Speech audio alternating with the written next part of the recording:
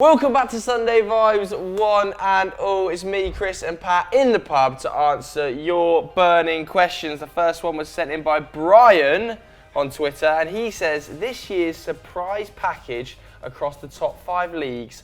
Now, we have covered these pretty extensively in recent weeks, but how can we pivot it? Anybody got an idea of how to pivot this question? There's going to be some crossover, isn't there, with our season preview. Yes. And we don't want to be making assumptions based on 180 minutes of Premier League football, because we will start in the Premier League and we'll navigate away from that. However, I suppose we have to do that to an extent at the risk of looking like complete mugs. Yeah. I mean, between the three of us, kind of Norwich and Sheffield United to go down, should we visit them first? Because they have impressed in the opening weeks. Despite Norwich getting slapped about by Liverpool, they actually had a decent amount of shots on Liverpool's goal, didn't they? Yeah. So does anyone want to start with either of those clubs? I feel like the Pukki thing isn't done and dusted, Joe. People still want to mock you for that. Yeah, send me a few more Did you watch the Norwich hours. versus Newcastle game? I watched the highlights. I didn't catch the entire game, although Norwich admittedly looked pretty strong, and Teemu Pukki continues to be clearly a very good finisher and is playing at a much better level in the Premier League than I thought he was able to do. So I'm holding that L, absolutely fine. What I will say is that let's take Norwich's results with a slight pinch of salt. This could be one of the worst Newcastle teams I've ever seen. Yeah, they were home to a relegation candidate. Absolutely. That is a hotly contested category. Yeah, Worst it is, Newcastle side. and they are absolutely dreadful. Steve Bruce will struggle to get to Christmas, in my opinion. I mean, week 2 and he's already challenging the squad, isn't he? He's already saying that wasn't good enough. Bad signs. And Getting to of the course, gallows. Liverpool, as well as they played, still looked very soft-centred, didn't they? And shipped, was it 3 or 4 in the end? 4 goals, was it in the end? Yeah, 4. Against Liverpool. So, yes, they've started well. They definitely play attractive football. We knew they were going to try and play attractive football when they came into the Premier League, but there are much tougher tests to come, and Teemu Pukki is not going to score hat-tricks and score every single week. It's been a little bit with As much Norwich. as I'm happy to hold the L with Teemu Pukki, saying that he won't get 5 goals, he's gonna go through 5 goals. Fine, but let's all just calm down. Like, Teemu is not going to bag 30. It's been a little bit business as usual with Norwich, I think, more so than Sheffield United. So I've been more impressed by Sheffield, particularly their display against Crystal Palace, but we'll get onto them in a second, because Norwich scored like 77 goals from open play, which was 15, possibly more than Leeds' Bielsa side. So scoring was never their issue. It was kind of defending, and like you said, even in the Championship, they did concede an awful lot of chances down the middle, which was always going to be the concern this season. Sheffield United, though, in complete control against Crystal Palace. A Crystal Palace side that last season took more shots than Arsenal. I think they were on around 13 per game. Expected points had them down as finishing 7th or 8th, so they're extremely unlucky in that regard. Roy Hodgson had them playing, he did the most with very limited personnel, didn't he? Had them playing a very decent brand of football, reliant on Zaha, but probably less so than in seasons gone by. And Sheffield United completely brushed them aside at Bramall Lane last week. I think they only conceded 2 shots maybe on their goal. That might have been in the opening half, so correct me if I'm wrong. But the majority of the possession, played a decent brand of football. I was actually impressed by McGoldrick and, who's the other centre forward? Sharp. No, Billy Sharp didn't play. McBurney. It was, no, not McBurney. He didn't start, which is alarming because he cost 22 million. I know the one you mean. They signed this summer. Callum Robinson. Yeah, there we go. Got there. Good teamwork. Callum Robinson. Very good movement between the two of them. McGoldrick reminded me a little bit of a pound shot Berbatov, and that is not meant as an insult. Like, he's got a very good first touch, and he was sort of trying to knock it by players. Looked a little bit lethargic, a little bit nonchalant, but was effective at holding the ball up. And the overlapping centre half thing continues. Like, I've not really read into it all that much because I didn't think they'd be looking to replicate that in the Premier League. But the average kind of touch positions, the average kind of heat map of the centre halves was predominantly on the wing, which is really surprising to see. Oliver Norwood spraying it about. Oliver Norwood had a great game. Yeah, it was like Xabi Alonso. Did you see that ball? I think it was maybe 4. I think it was 5 key passes, like a bunch of great distribution from him. I think it might have been the right back. He was actually particularly impressive. Maybe fortunate to stay on the field for one particularly feisty tackle. But Generated a really decent amount of shots, and they only conceded around 47 goals last season, which I think was a joint best record in the Championship. So yeah, because that's in a 46-game league, right? Yeah. So 47 is pretty solid. Pretty bloody healthy. I think the other team they were contesting with for that mantle was Middlesbrough, and we know Tony Pulis will sacrifice his attack entirely to kind of defend adeptly.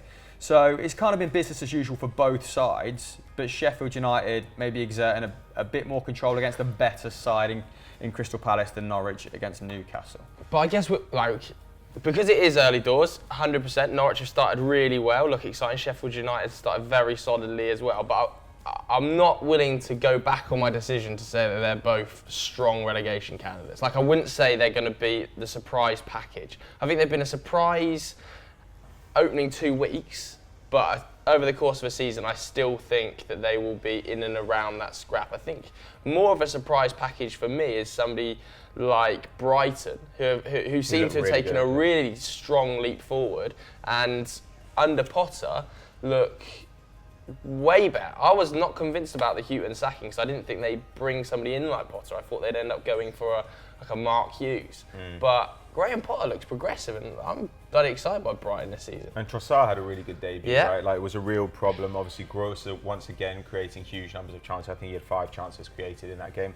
But we always said they had the talent, so it would be nice if they had a strong season which matched up to what we hoped could happen if they got the right kind of coach in. I mean, I think you're right that it's hard to say a team's a surprise package if, for instance, they end up staying up because there were just worse sides and those teams got relegated. And I think it's possible that these teams we tip for relegation will stay up, not because they're brilliant, but because Newcastle are worse, or because, I don't know, somebody has a really down season. Crystal Palace fall apart. Yeah, I still think Villa are really strong candidates to go down as well.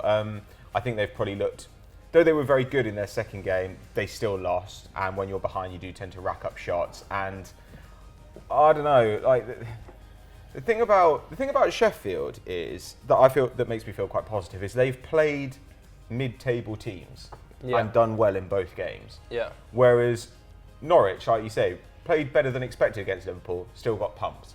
Played really well against Newcastle. I'd kind of expect them to try and beat Newcastle.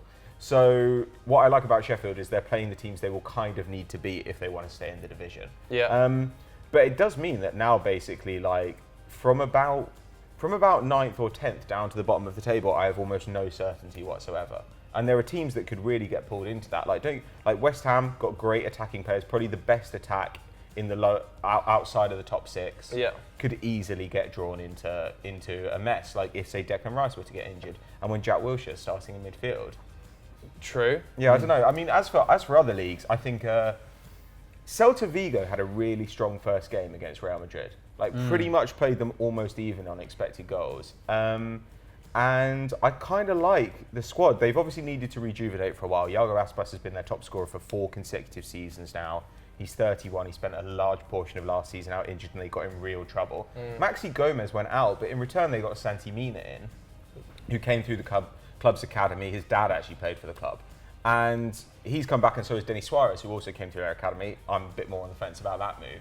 But it means that with Brais Mendes getting a year older, with Pione Sisto hopefully having a bit of a resurgence after a down year, with Santi Mina, who's 23 and puts up 0.6 expected goals and assists a game, you do have the core of plus Lobotka and guys, you still have the core of a really interesting side there. So I'm actually quite bullish about Celta. I think that Celta were unlucky to be as low as they were last season. I think they could actually have quite an interesting campaign this year. Yeah, I mean, Denis Suarez was brilliant against Real Madrid on his debut, wasn't he? I think 6 crosses he put in, and he found his man with something like an 85% pass accuracy. Where was he playing? Was he playing on the wing? Yeah, when I saw him, he was definitely pulling out wide. Yeah. I saw him play on the right, and I saw him on the left at one stage. Yeah, it was an absolute pin seeker for that whole 90, and he was actually generating an expected goals and assist value of around 0.6, wasn't he? Yeah, I think that was all assists. So while they're a little bit top heavy, maybe they can they've got a good enough attack to kind of see them finish around mid-table. It'll be interesting to see if Getafe and Eibar can maintain their sort of over-performance, of years gone by. Of course, Mendilibar and Bordalas still in charge, so it gives them every chance. Although Eibar have lost Sean Jordan to Sevilla and Cucurella. Yeah, and Cucurella Has he gone back? Cucurella was bought back by Barcelona and then sold to Getafe. Oh, right, okay. So I know that Eibar exercised their option to buy, then Barcelona had, like a 4 to 6 million buyback? Yeah. So and they've sold him on for more, haven't they? Getafe, yeah. So that's an interesting development. Harsh. So they've kind of lost a good player down the left-hand side. He was playing left wing and left back, and they've lost Sean Jordan, who was kind of supercharging that attack down the centre. Rennes have looked really good at the start of the season, if we want to kind of go away into a different league.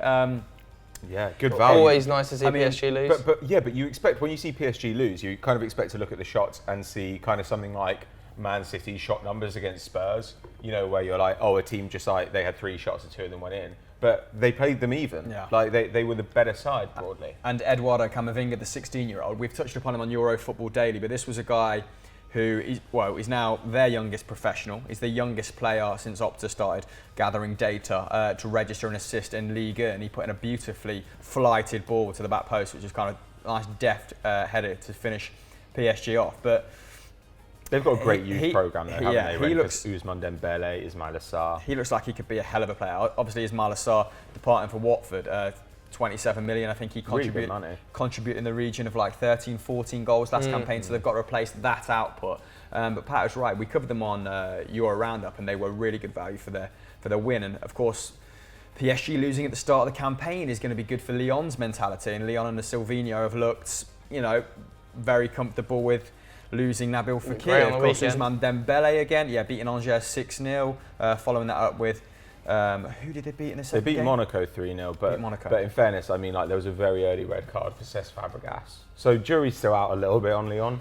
And there was a moment of absolute genius from Memphis Depay in that game as well. So I think Lyon, are we going to say they're title challengers with PSG this year? Does anybody actually see, because on the podcast this week we spoke about Tuchel a little bit, and you said you didn't see him being there at the end of the season. Does anybody actually see Tuchel being there at the end of the season? I think he'll be there at the end of the season, but I don't think he'll. I think they'll sack him next summer. Yeah, or they'll say, you know what, like it's been because of the like when you're a club like PSG, or Bayern Munich, for instance, you don't just want to win, but you want to win in style. Like there's a manner of winning that they demand. Like we've seen this with Barcelona fans, right, complaining about Valverde and saying, the season where they almost went unbeaten, they were like, this is not good enough that we lost to whoever it was at the end of the campaign. And you just think, okay, like clubs like PSG, their owners do not respond well to what they perceive as humiliation. And the last few games of last season, PSG couldn't wrap the title up. They just lost and lost. They've now lost 5 of the last 6 away games, and it is that sort of record. Obviously, they won the league by an absolute landslide, and at the start of the season looked invincible. But it is that sort of thing, like Pat said, that can very quickly generate into bad PR that can hang over Tuchel if Tuchel has that domestically, and he still only gets to the quarterfinals in European competition, then I don't expect his contract to be elongated. And I don't think the Neymar situation hanging over his head is helping at all. Yeah, they need the window get that done, sell him or keep him, make a decision. Yeah, a couple really rogue deals being floated around this morning. So what do you boys think of this? So it was 100 mil plus 2 to 3 players. This was reported by. This is the Real Madrid. This is Guillaume Balaguer on one side and various media outlets on the other, and it was 100 mil reported by both parties, but then one was plus Keylor Navas, Gareth Bale and James Rodriguez, and I think the other scenario was Keylor Navas again, and I don't think it was James Rodriguez, but maybe it might have been sort of Odriozola, that sort of territory. I'm not quite sure. I mean, they do need to upgrade their right back, don't they? So that would make sense in that regard. But what do we think of Neymar departing? Is it going to happen? I don't think so. I don't think Real Madrid have the cash, have the funds, because if they had the funds, they'd have spent it on Paul Pogba this summer. I think that's probably like the more viable option for Real Madrid to go and spend 150 mil flat out on Paul Pogba than it is to spend 100 plus 3 players and send them to PSG, despite the fact they want to get rid of those players. Because Zidane over the last 2 weeks has backtracked on Bale, hasn't he? Now needs him as part of the squad with a Hazard injury. He's decided he's not going to sell James following the Asensio ACL injury. Sorry, it was Luka Jovic. It wasn't actually Odriozola. It was Luka Jovic, and then I think I suggested Odriozola later on in that scenario. Okay. I mean, that Luka Jovic thing, he's kind of poo-pooed it on social media, hasn't he? But bloody hell. that isn't an ideal way to start the season. And Karim Benzema has been playing the majority, played all of pre-season. He started, hasn't he? So it's very odd. This very is troubling. Yeah, That is very really odd. I've got troubling. horrible images of him still being the starting striker at the end of the season under Zidane. Though there's a part of me as well that sees how Benzema, if Bale's going to be playing instead of Hazard, Benzema pairs better with Bale, and Jovic would pair better with Hazard. Like I could see that kind of working. Yeah. Like, but yeah, it's not exactly promising, is it? But I just think PSG's best option is just to keep Neymar. I don't know. Like if you can get him playing for you, I'd rather have Neymar at 70% than any of those players. But like, do you reckon they think he will play for them? Mate. Or to anything like his fullest, his best level? Like if I were PSG, there's a part of me that would be delighted about this because I'd be like, Real Madrid have got a ton of players they don't value at all. I am going to ransack their squad and fill all my problems. So I'm going to say to them, right, okay, I would like Odriozola. Once Hakimi finishes his loan at Dortmund, I want him. Like I want basically just pick a bunch of players and ask for a bunch of money as well because they asked for Varane and Vinicius Jr. and I was like, that's really smart. Like that's absolutely who you'd ask for. Yeah. Like Vinicius Jr. fits your spot on the left wing and is obviously kind of like he looks like he's ready to go. He's certainly ready for Ligue 1, you'd probably say. And obviously Varane would be tremendous, like an upgrade on pretty much all their centre. Yeah, I mean they played Thiago Silva kind of aging out, but Diallo. They played Diallo and Thiago on the weekend, didn't they? Yeah, but at the same time, The fullback Diallo, options are the weakest area. Munio is playing right back on the weekend. yeah, but I think Diallo will play some minutes at left back, and of course they do have Marquinhos as well. And I don't know. I think that because they keep asking for Semedo. Every time Barca come in, they want Semedo. Yeah, you know what I don't see raised an awful lot in this kind of situation is the fragility of Neymar's left foot. I think at this point a strong breeze could do his metatarsal. Like people talk about Gareth Bale in that sense and devalue Gareth Bale because of his injury history, and rightly so. It is very patchy, but he's probably played more football over the last 2 seasons, particularly last season, than Neymar. I think Neymar's record for PSG, particularly in 18-19, under 20 starts? I do feel a I've little got bit like though. 1,300 minutes. But I do also feel a little bit like he's just phoned it in at PSG. Yeah, I feel like that way as well. I feel like if he was at What, there were Barcelona or Madrid fighting for a Champions League and a title, he'd be There were going. times when he could have played. I'm playing But he through. also missed out on the international scene, didn't he? Which makes me think that I don't know how much he's kind of playing up to those various scenarios and using it as a means of forcing his way out of the club. I think he's probably overvalued at this point, Neymar, if he continues to put in under 20 performances per campaign. Even if he does rip up League, and what value is that adding to PSG's bid for the Champions League at the moment? Yeah, because that's all they care about, right? That even if they win even if they win Ligue 1 by 10 to 12 points under Tuchel, it's no value for the owners. That competition. If he's only playing in half the competition because he's injured, yeah. Have to play in the Champions League. Let's go back to the question a little bit then. Anybody in Germany? We've obviously got some interesting managerial moves over there. Gladbach picking up Marco Rose, that we all touted for a Premier League job. We were kind of hoping he'd come over to England, ended up in Germany. They picked up some exciting talent as He's well. brought the right back from Salzburg with him, hasn't he? They brought Brian Bolo in as well, didn't they? I think from Schalke up And top. Marcus Thuram. So they've made some good moves. I can't wait to see what Nagelsmann does over the course of a season with Leipzig. Going to stick with that 3 at the back system. Yeah. Did they get Lookman? They did get Lookman in the end, didn't Yeah, they? and they won their first game 4-0. Yeah. They were It was against staggering. Union Berlin, wasn't it? But they were staggeringly Yeah. dominant. I mean, like the whole team looks great. Like there was so much talent in that team that couldn't even really play much last year. Like And we Mukiele and Upamecano got 2,500 minutes put together. And we saw what he was able to do with a Hoffenheim attack. What he's going to be able to do with a Leipzig attack is going to be frightening, in my opinion. And is also like a little bit why I think people might be a bit wary of Joe Linton not getting enough service. Obviously supercharged under Nagelsmann, as every forward is.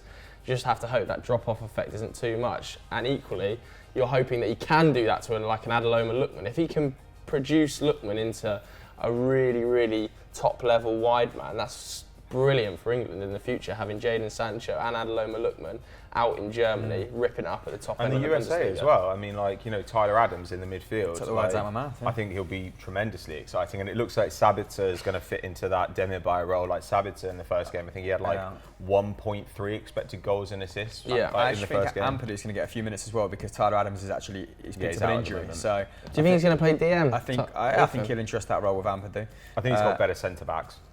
Yeah, he does have a big roster of centre Then backs again, as though, well. he's got Haidara, who barely played last season. He's got Adams, who is probably like the best midfield talent there. Like, to be honest, I think, I don't know, I haven't really seen Ampadu play much, but Adams looked genuinely incredible in half a season last year. So, I don't know, I think when Adams is fit, he'll be a starter. But Ampadu, I think, will get minutes shifting around the...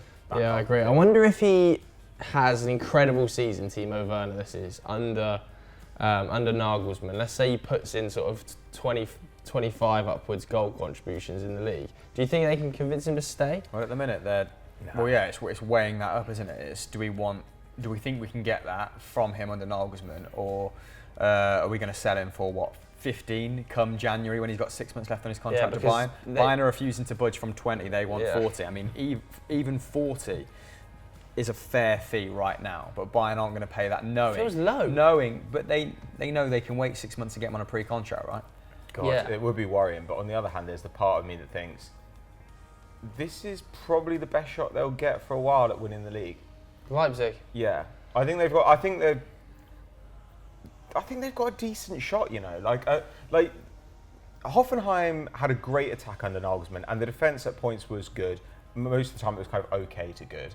But I feel like the defensive personnel at Leipzig are going to cover for a lot of those issues because the centre-backs are so much better than pretty much everything that he had. And also, think about how much he got out of like Sebastian Rudy at the base of midfield. Now he's going to have genuinely really good young talents at the base of midfield there. So I don't know. And Dortmund have got a lot of guys to bed in. Last season they benefited from a fit Royce all year. I doubt that they're going to get that again. It wouldn't be surprising if Sancho was again really good, but maybe not quite as good as last season. If Paco Alcácer was really good, but maybe not quite as good as last season. Although Jadon did start first game.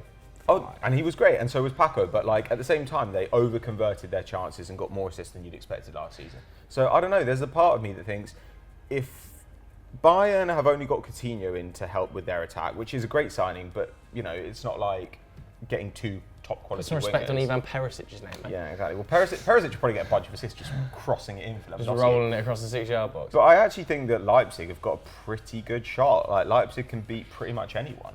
Yeah, did I read Jerome Boateng left as well? Did Boateng leave Bayern for Fiorentina alongside Franck Ribéry? Did that happen this morning? Fiorentina. Yeah, because obviously Franck Ribéry joined Fiorentina. I read somewhere that they wanted Boateng as well. I don't know whether that happened because obviously they let Hummels go to Dortmund as well. But I kind of agree. I think this could be Bayern's. I think Niko Kovac must be looking at that team going, God, I need some players. Because apparently he's desperate for a 6 as well. He still hasn't got through the door. I mean, we talk about, Thiago Alcantara can play. And Tolisso can he? I know. He settled with a 4-3-3 in his first game, and they were extremely unfortunate to draw 2-2. And Kovac must be thinking, this is exactly how I started last season, being very unlucky, especially on expected goals and assists. I mean, yes, Leipzig were the second best team in Germany last campaign.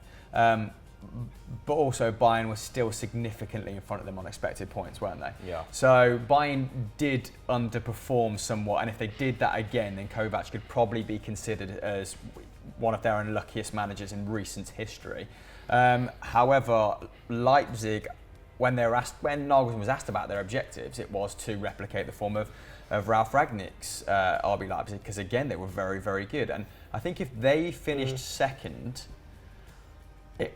given the young talent they have and the fact that anything above fourth, I think would embolden them to recruit quite strongly in the transfer market. Yeah. So even if they were to make that next evolution, that next step, even if it wasn't winning the league this year, then I'd be really excited about the future under Nagelsmann. If they finish fourth again and it's kind of par for the course, and Dortmund comes second, then we might see RB Leipzig play it quite liberally.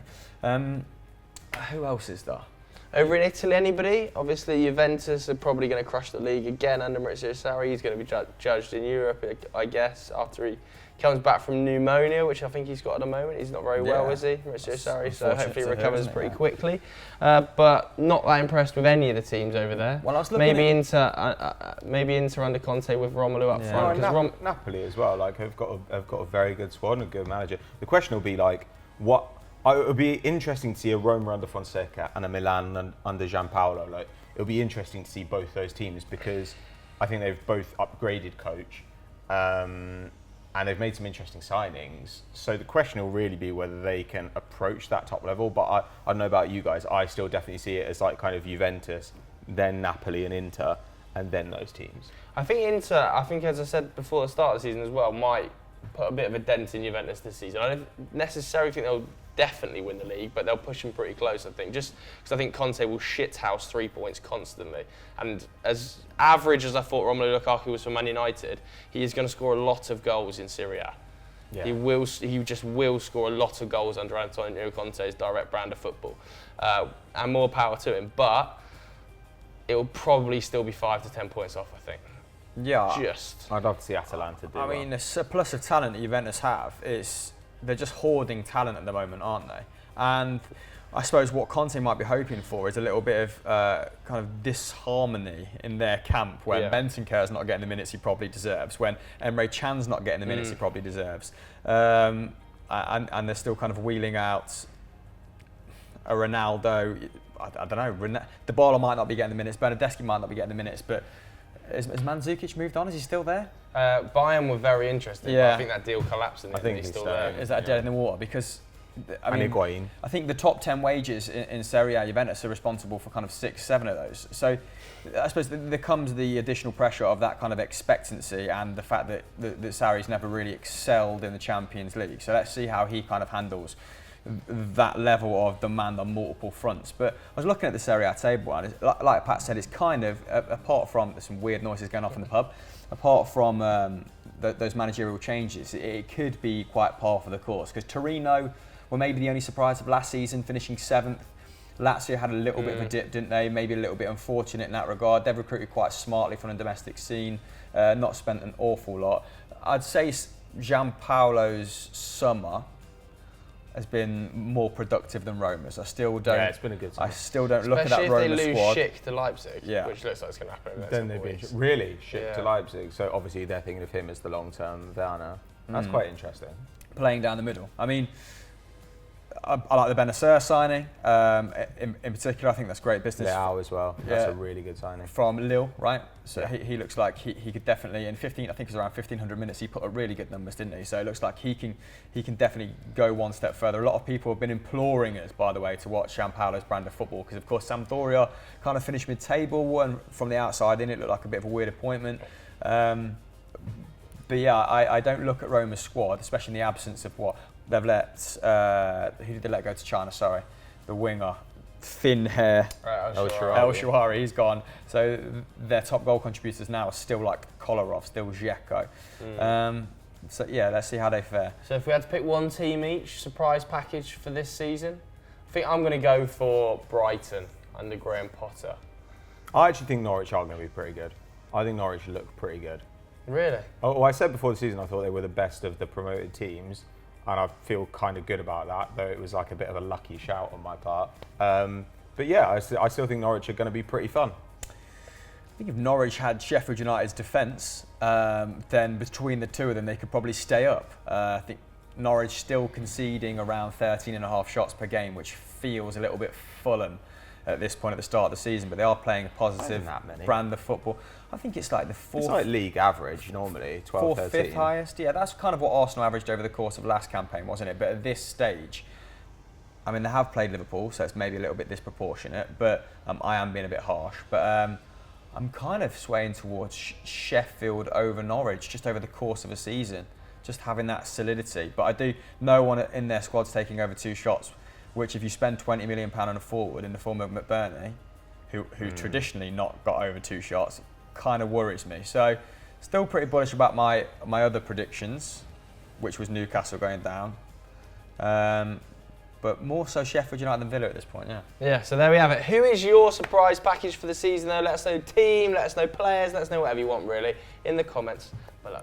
Moving on to quick fire questions now. That if you want to be involved in Sunday Vibes next week and get your question read out, just follow us all on Twitter. The handles are on the screen now and submit your question there. Squeaksville. He says, sorry, this is LFC Talkson. He says, what do you guys think of Aouar And which club do you think he would suit best? This is, of course, the Lyon attacking midfielder who can also apparently play as a defensive midfielder.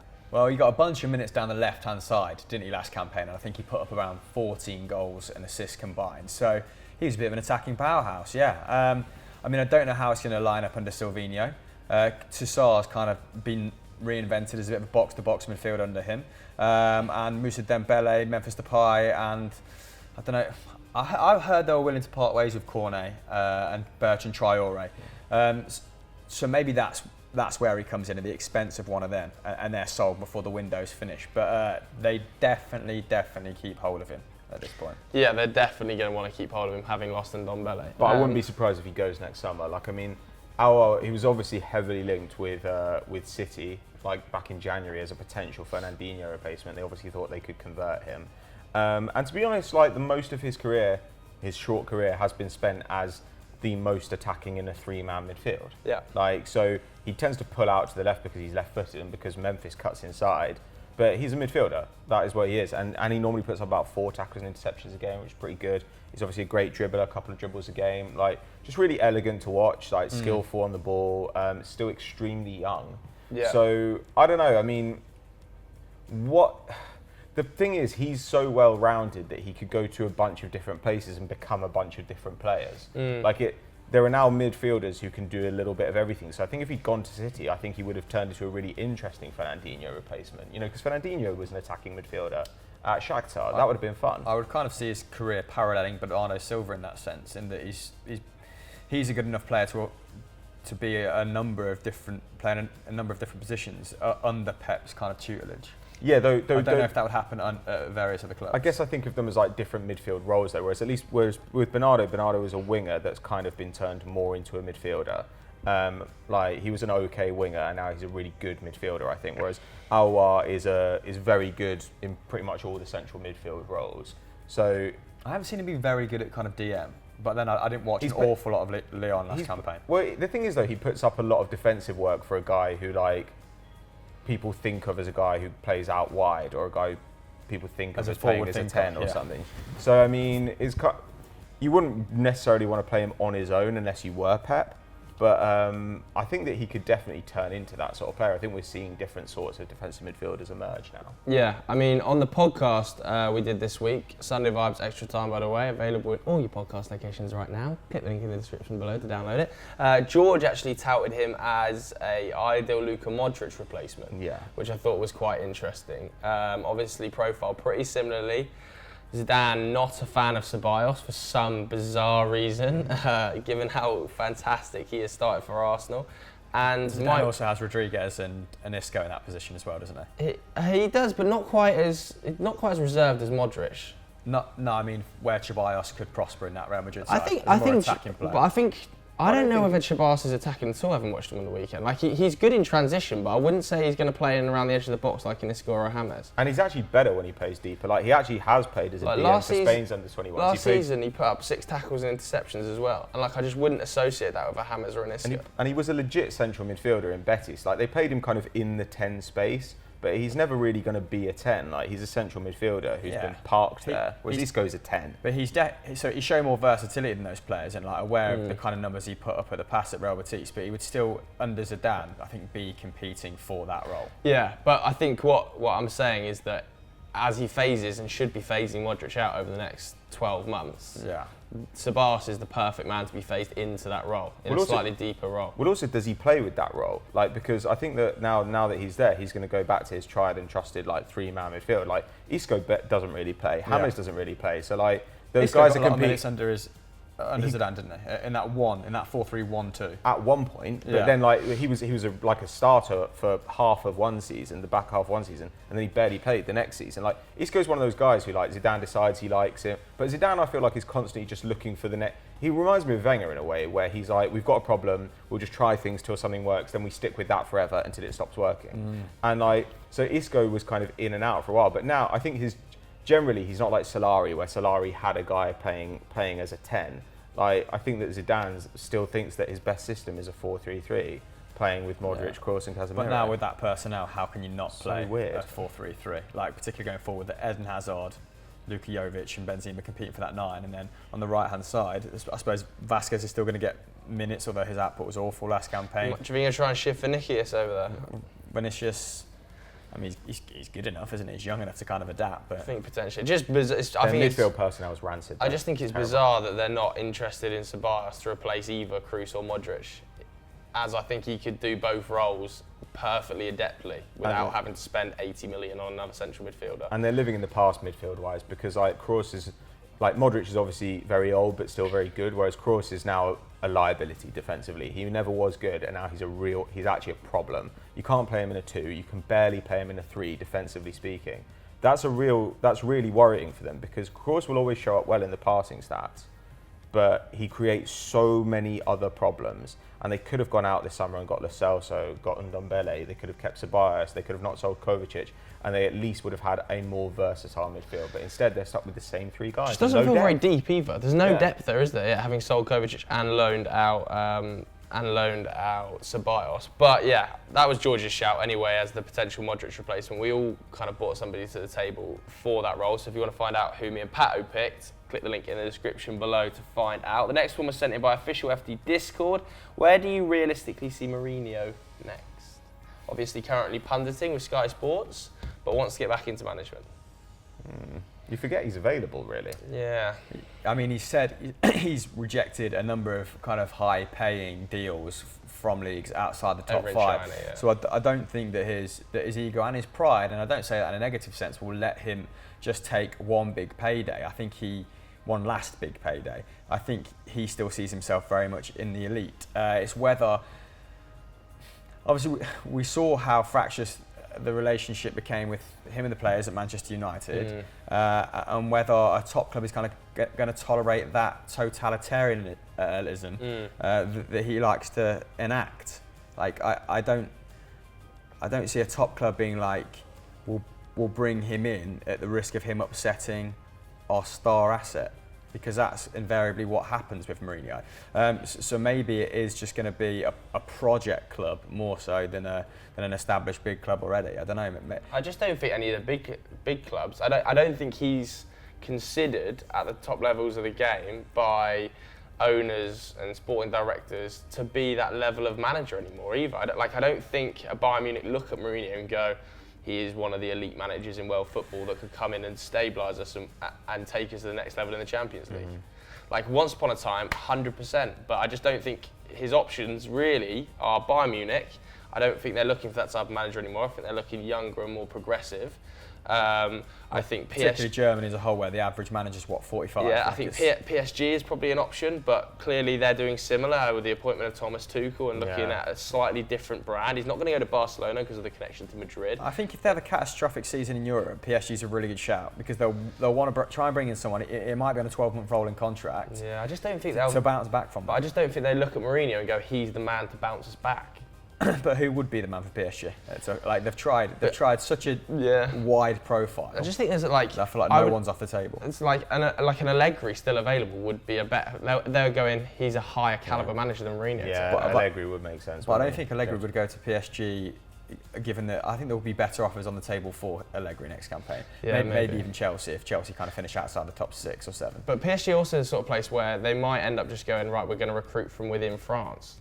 And we're not going to look for a manager who's, number one, his style of play is not exciting. He's not going to get players out of the seats. He's going to guarantee annoy at least one of the superstars, like you said earlier. And I don't think Mourinho is at a calibre where he can take a top job. I think we're looking at be offered one. A big club traditionally that's probably on its knees, but then might be willing to spend money if they found the right manager to take them forward, like a Marseille maybe, for example. I know Marseille in the doldrums at the minute. AVB's poor start to the season, and they need to generate money for financial fair play, don't they? But they have cash-rich American owners. I could see them maybe being like, let's make, in order for this project to work, to kickstart this project, we need someone to come in with a history of winning. And I think he's still the second most successful manager post 2000.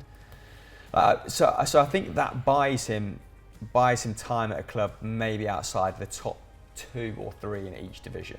Yeah, I agree. Maybe like a Valencia. So or that an sort of level. Everton. Yeah, but I just don't. And then Mourinho, I don't think his ego will allow him to take that. I have no clue where Mourinho is going to go. It just feels like Portugal will have like a bad international tournament and then he'll go there. That seems like the only real landing spot that makes sense to me. I watched that documentary of Sky Sports, and he's so insistent that he doesn't want to take a job at Portugal, internationally or on club level. But I think that's silly in a way, because PSG would make a lot of sense to me in a similar way to an international job, because Mourinho is no longer really built to win leagues. He's too conservative, especially away from home. That was one of the problems with Man United. They weren't trying to win games away from home. And the nature of the league now just means you cannot do that. PSG would be fine because he'd probably win the league pretty comfortably. And then he's still a good manager when it comes to knockout tournaments. So I would really like him to be in my corner if we were in an international tournament. And I think in the Champions League, do I think he's as good as Allegri? No. But do I think that he would shithouse his way through a couple of extra rounds of the Champions League? Probably. And in the case of PSG, that could mean the difference between a quarter-final and a final. So I don't know. I think that's PSG potentially is an option. But I think you're right though. I don't know if they will do it, but it's possible that if they have an embarrassing campaign and maybe get a thumping in the Champions League or something, then they might go for a more defensive guy. But at the same time, I still think they just look at Allegri and say, this is our guy. Right, the next one. King Lou J says, after Chelsea's mixed bag of performances over the last 3 games, where do you guys realistically see him finishing this season? So, lost 4-0 to United, lost on penalties to Liverpool, and drew slightly fortunately against Leicester. I think Chelsea, and I don't want to get ahead of myself because, of course, we're only 2 games into the season, would be very fortunate to finish 6th. And I think that would be, if Lampard achieves 6th, he should be given another year. Particularly if he does come through with his promise to give youngsters a lot of minutes. If you see Tammy Abraham, if you see Mason Mount, if you see Reece James rack up a lot of minutes, enough to kind of embolden them for the next season, then by all means entrust him with another year. However, saying that, at the start of this season, their attack is flattered to deceive. They're taking around 13 shots, no, less than that, around 13 shots per game. I think Chelsea were taking around 16 under Sarri. So it's a downward trend from last year, which we kind of expected because they've not really got a focal point in their attack. And Tammy Abraham is averaging less than 2 shots. But Mason Mount has been their most productive forward player. I think he hasn't been great. Yeah, and I think he's averaging, I think he took 5 shots against Leicester, maybe less so against Manchester United, but I think he's averaging around 3.5. I think he's the only player to be getting over 2, which is already alarm bells should be ringing.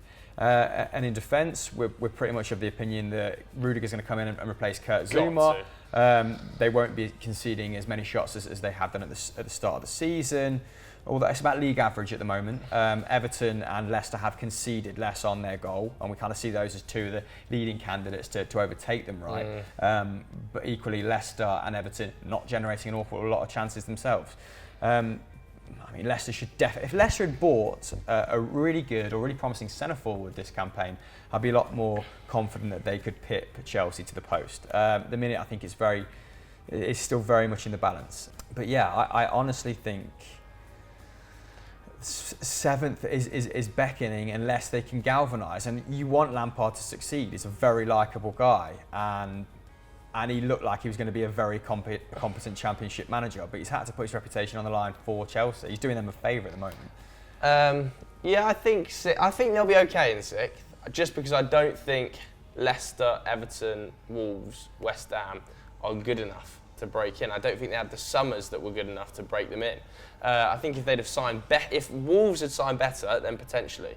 But having watched them against Man United, I wasn't blown away by them. I thought they're still very solid, as they always are at home against the top 6 teams. I think only one top 6 team got a result there last season, something like that. And Leicester, again, I think they look good, but they don't look they don't look strides in front of Chelsea. I don't think so. I think they'll still get 6th. Chelsea, it has to click at some stage. It has to, though.